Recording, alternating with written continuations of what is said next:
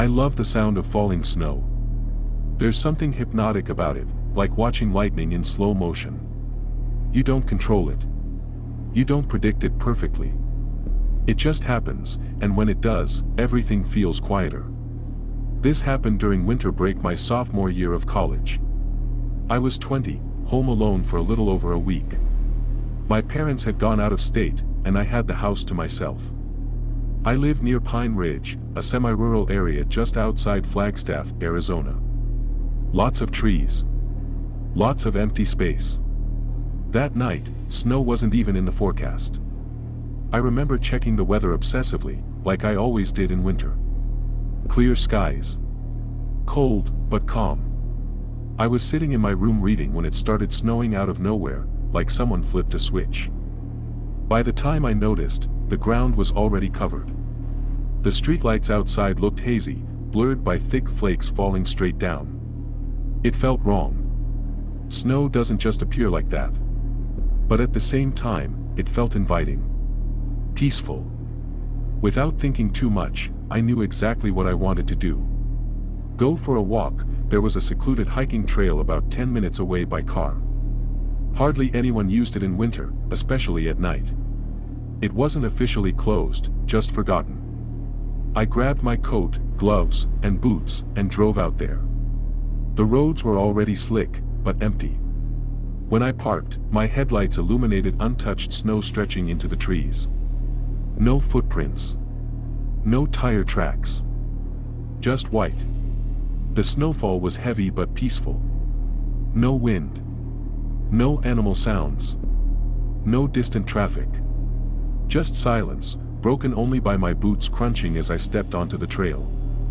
I walked deeper into the woods than I normally would, letting the trees swallow the parking lot behind me. The further I went, the darker it got. The snow absorbed sound, making everything feel muffled, unreal. After about 20 minutes, I stopped, breathing hard, letting the stillness sink in. That's when I heard it. A voice. A child's voice. At first, I convinced myself I imagined it. Snow messes with sound. It bends it, throws it around. I told myself it was the wind, or my mind playing tricks on me. Then I heard it again. High. Clear. Close. It echoed between the trees. My stomach dropped. A kid out here made no sense. There were no houses nearby. No lights. No roads.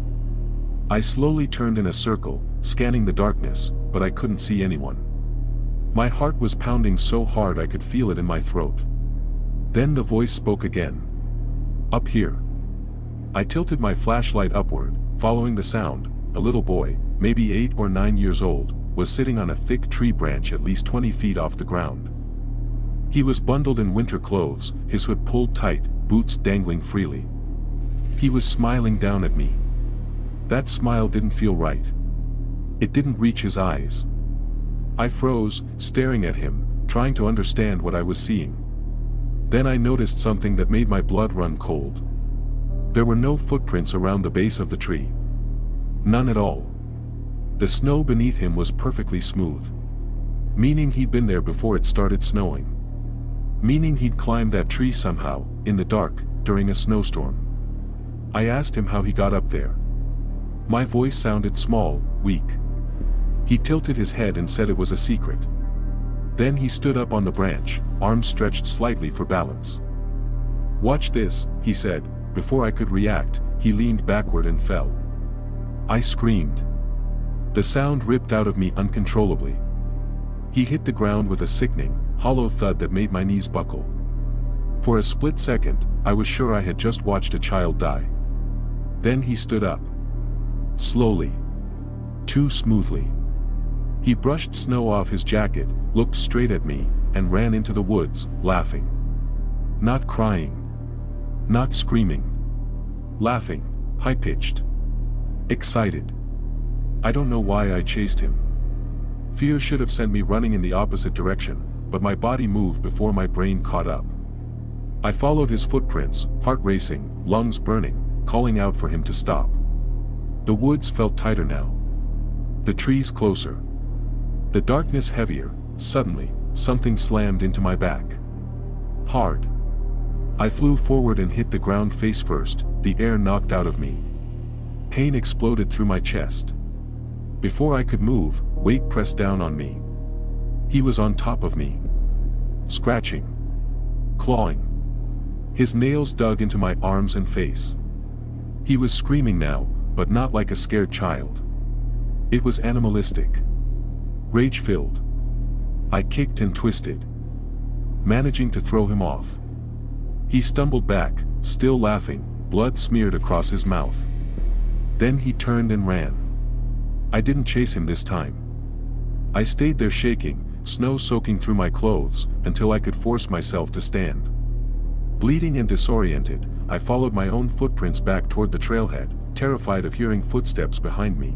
I barely remember reaching my car. I remember fumbling with the keys. I remember the heater blasting. After that, everything goes blank. I woke up later in an ambulance, lights flashing above me, a paramedic asking my name over and over. The police searched the area that night and again the next morning. They brought in search teams. Dogs. They found blood. They found disturbed snow. But they found only one set of footprints leading through the woods. Mine. No child was ever reported missing. No one believed my story. Snow fell again the next week, gentle and quiet. I didn't go outside. Even now, years later, when snow falls suddenly and the world goes silent, I swear I can hear a voice somewhere far off in the trees saying, "Watch this." This happened over winter break my sophomore year of college. I was 19 and had the house to myself for just under 2 weeks. My parents had gone out of town, and for the most part, it was supposed to be relaxing. I lived near Cedar Hollow, a wooded residential area just outside Bozeman, Montana. The houses there are spread far apart, with long driveways and thick tree lines separating each property. During the summer it feels peaceful. During the winter, it feels cut off from the rest of the world.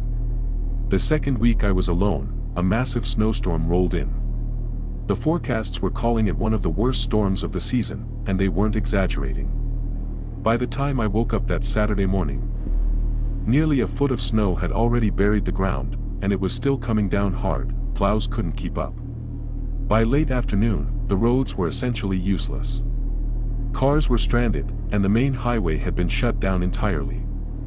From my bedroom window, everything looked frozen in time. Trees sagged under the weight of the snow, and the road in front of my house was completely untouched. No tire tracks. No footprints. Just white. The isolation really hit me as the day went on. My internet went out sometime overnight, and my cell service was spotty at best. By around 6 p.m., boredom turned into restlessness. I couldn't play games, couldn't stream anything, couldn't even scroll on my phone without losing signal. I needed something to do. For context, my only real hometown friend was a guy named Ethan, and I knew he was around because I'd hung out with him the day before. He lived a little over a mile away. Normally, I would have driven, but with the roads buried, that wasn't happening. Sitting there in my room, staring at the snow, I got what I thought was a hilarious idea at the time. I was going to walk to his house and surprise him. Looking back, it was stupid.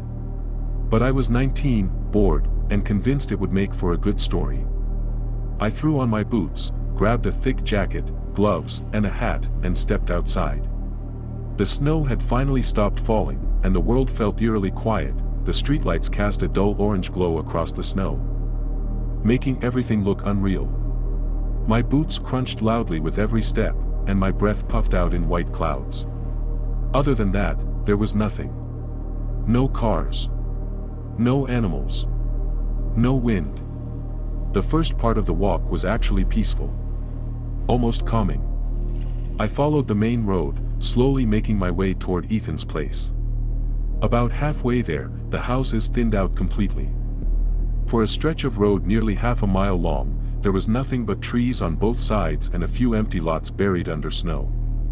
During the day, it was unremarkable. That night, it felt oppressive. That's when it really hit me how alone I was. I was about to pick up my pace when I noticed headlights ahead of me. They were far off, but unmistakable. A vehicle was coming from the direction I was headed.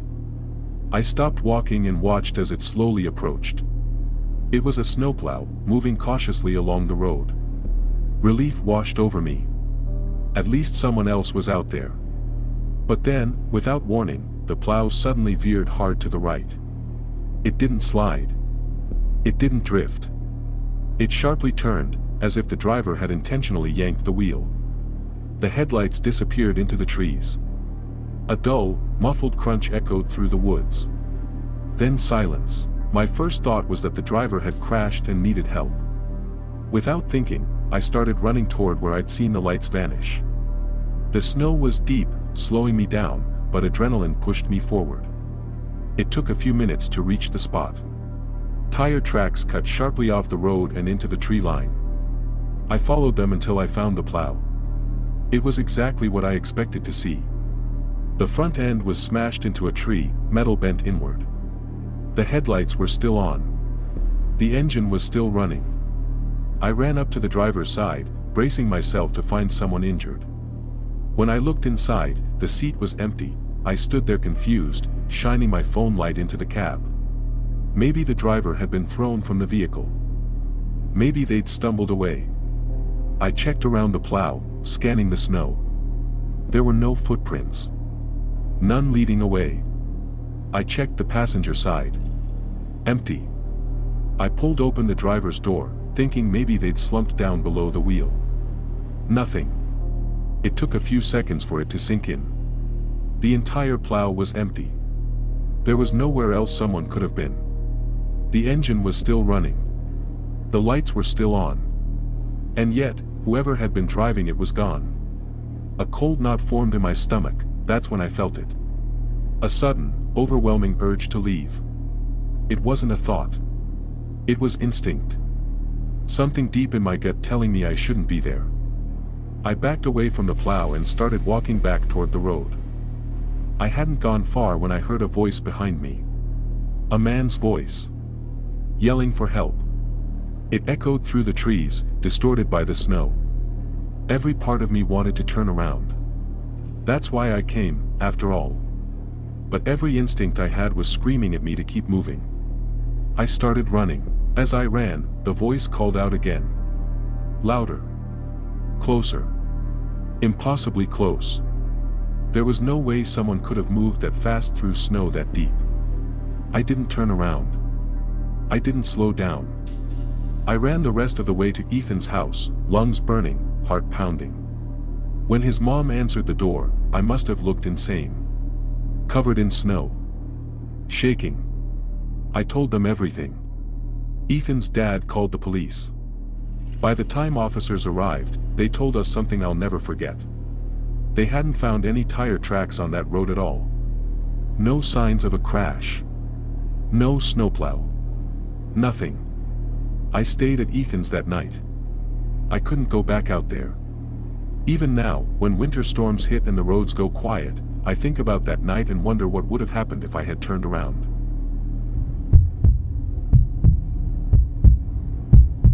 My name is Adrian, though most people call me Adi. This happened back when I was a sophomore in high school, about 7 years ago. I attended a private school in a nearby city, which meant I relied on public transportation every single day. Train in the morning, train in the afternoon. It sounds exhausting, but honestly, I didn't mind it. A lot of my friends lived along the same line, so the commute became this daily routine where we just talk, joke around, and decompress after school. I also ran track and cross country, which meant my schedule depended heavily on the season. During the off-season, school let out around 3 p.m., and the train was usually empty except for the same group of students heading home. But during track season, practice wouldn't end until after 5:30. By the time we got on the train, it was packed with exhausted commuters heading back toward the suburbs. My two closest friends, Marcus and Eli, ran track as well and lived on the same line, so at least I wasn't alone on those late rides. One night after practice, a snowstorm started almost instantly after our train pulled out of the station. It went from calm to blizzard in minutes. It was midwinter, so even though it wasn't yet 6 p.m., it was already dark. The snow came down hard and fast, completely swallowing the view outside the windows. While we were still on the train, an announcement came over the speaker saying ours would be the last train running on that line for the night. No more departures. The forecast had been right. The storm was bad enough to shut everything down. As the train crawled forward, we started realizing the problem. Even if we reached our stops, there was no chance our parents could drive to get us. The roads were already buried. Marcus and Eli weren't too worried. They lived close to the station, in a dense neighborhood with streetlights and nearby houses. For me, it was different. My stop was isolated. I'd have to cross a highway and then walk over a mile through a wooded stretch to get home. I called my parents from the train and explained the situation. They didn't love it, but they told me I didn't really have a choice. Bundle up. Be careful. When Marcus and Eli got off at their stop, we said goodbye, and suddenly I was alone among strangers. By the time the train reached my station, I was the only passenger left. The doors opened, and I stepped onto the platform into a full blizzard. It was completely empty. No cars. No people. Just snow blowing sideways under the station lights. Everything looked unreal, like the world had been erased and redrawn in white. I stood there for a moment, taking it all in. That station was normally busy, but that night it felt abandoned. I finally started walking because standing still only made the cold worse. Crossing the highway was easier than expected. There wasn't a single car in sight. No plows. No headlights. Just silence. It was beautiful in a strange, unsettling way. I remember thinking I'd probably never see anything like that again. After the highway came the woods. I could either follow the road, which would add a lot of distance and expose me to heavy wind, or cut straight through the trees. I chose the woods. That was my first mistake. I don't know how long I'd been walking when I finally looked up from watching my feet. The moment I did, my body locked up. About 30 yards ahead of me, standing directly in my path, was a man. He wasn't moving. He was just standing there, facing me, like he'd been waiting. What made it worse was how wrong he looked. He was wearing a short-sleeved shirt and shorts in the middle of a blizzard. Snow clung to his skin, and his face was twisted into a wide, unnatural smile. I stood there frozen, trying to make sense of it. My brain searched desperately for a rational explanation, but nothing fit. He didn't shiver. He didn't seem cold. He just stared at me, smiling. Then, without warning, he screamed. Not a word. Just a raw, animal scream. And then he charged. I snapped out of it and ran as fast as I could back the way I'd come, screaming for help even though I knew no one was around. The snow slowed me down, but I could hear him gaining ground behind me. The chase felt endless. My lungs burned. My legs screamed. I finally broke out of the woods and hit the road, and only then did I turn around. He was gone. That didn't make me feel better. It made it worse. I followed the road home, my mind racing. My footprints were the only tracks in the snow. If he wanted to follow me, it would have been effortless. When I finally got home, my parents were relieved, until I told them what had happened. My dad wanted to go back out and look for him. My mom refused to let him. Hours passed. Eventually, they went to bed. I pretended everything was fine, but I couldn't stop replaying the man's smile, his scream, the way he moved. He'd been wearing short sleeves. That thought wouldn't leave my head. I lay awake for hours, trapped in that post-nightmare state where your body feels awake but your mind refuses to calm down. Sometime later, a tree branch rattled against my bedroom window. I jumped out of bed and pulled back the curtain, and screamed. He was right there. Inches from the glass. His skin was purple, his head bald, his beard patchy and gray. He looked like he was freezing, yet still smiling. My dad rushed in just in time to see him sprint away into the snow. He tried to chase him, but my mom stopped him and called the police instead. The police took a long time to arrive because of the storm. By the time they did, the man was gone. My dad expected them to follow the footprints in the snow, but once they saw the tracks led into the woods behind our house, they refused. They said it was too dangerous. My dad nearly got into a fight with one of the officers. In the end, they left without doing anything. Nothing ever came of it. I never saw that man again, but for weeks after, I was terrified to be alone in my own house. I still don't have an explanation for what happened that night. The police leaving without doing anything somehow made it worse. Once their car disappeared down the road, the house felt exposed. Like whatever had followed me home knew there was nothing standing in its way anymore. My dad checked every lock twice and turned on all the exterior lights, but the snow kept falling, muffling everything. It felt like the storm itself was hiding something. I barely slept that night. Every time the house creaked or the wind picked up, my heart would slam against my ribs. The next morning, the storm had finally slowed. Sunlight reflected off the snow so brightly it hurt my eyes. My dad insisted on checking outside, even though my mom begged him not to. I watched from the window as he followed the footprints around the house. They circled it. Not randomly. Deliberately. Like whoever made them had walked around every side, stopping near each window. When my dad reached the back of the house, the tracks led straight toward the woods. Then they stopped. Not faded. Not covered. Just ended. As if the person had simply vanished. That should have been impossible. There were no other footprints. No signs of slipping. No disturbance in the snow beyond that point. My dad stood there for a long time before coming back inside. He didn't say much, but I could tell something about it bothered him deeply. For the rest of the day, none of us talked about it. The silence felt heavy. Like acknowledging it would somehow invite it back. That night, the temperature dropped even further. The house groaned as it settled, pipes knocking softly inside the walls. I stayed in my room with the door locked, lights on, pretending to scroll on my phone even though there was barely any signal. Around 1 a.m., I heard footsteps outside again. Slow.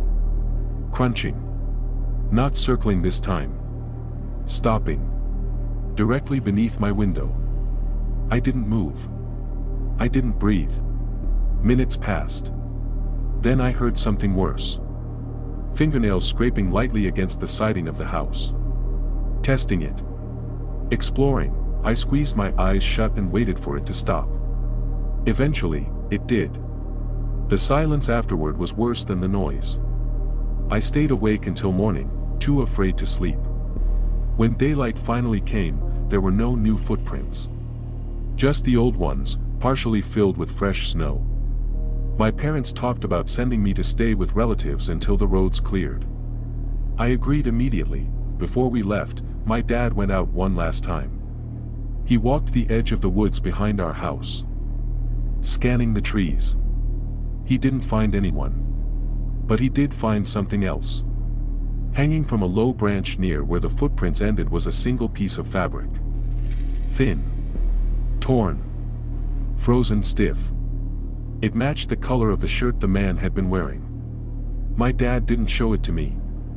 I found out later from my mom. We left that afternoon. I stayed with relatives for the rest of the break. Life eventually returned to normal, at least on the surface. The snow melted. School resumed. Track season came and went. But something about me changed after that night. I stopped walking alone. I stopped trusting empty spaces. And I never forgot his face. That smile. Years later, I asked my dad about it again. About the footprints. About the cloth. He admitted something he'd never told me before. When he found that fabric, it wasn't cold. Despite being surrounded by snow, despite the freezing temperatures, it felt warm to the touch. Like it had just been torn away moments earlier.